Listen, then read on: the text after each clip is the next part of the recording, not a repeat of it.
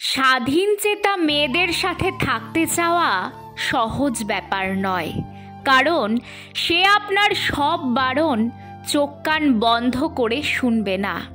এটা করা যাবে না, ওটা পড়া যাবে না, এর সাথে কথা বলা যাবে না, এখানে যাওয়া যাবে না ইত্যাদি নিয়মসূচির মুখে সে প্রশ্ন ছুড়ে বসবে, কেন?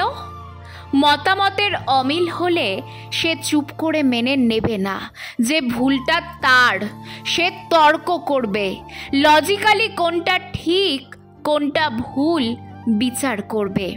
সে কারোর কাছে হাত পেতে নিজের শখ পূরণ করতে চাইবে না।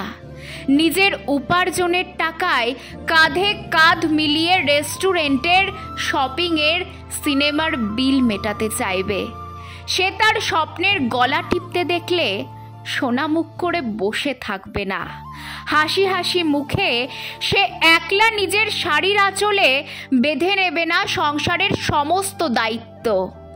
সে হয়তো বুঝিয়ে দেবে যে বাচ্চা সামলানো তার একার কর্তব্য নয়।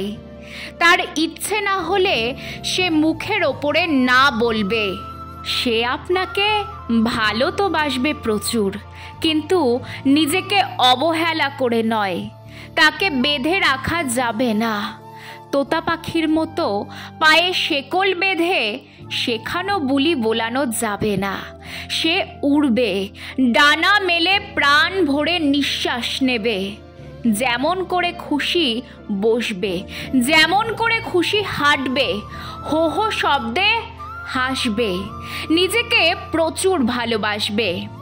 সবার দ্বারা আবার এমন মেয়ে মানুষকে ভালোবাসা সম্ভব হয়ে ওঠে না। আপনি বরং আরেকবার ভেবে দেখুন, পারবেন তো এমন মেয়েকে ভালোবাসতে?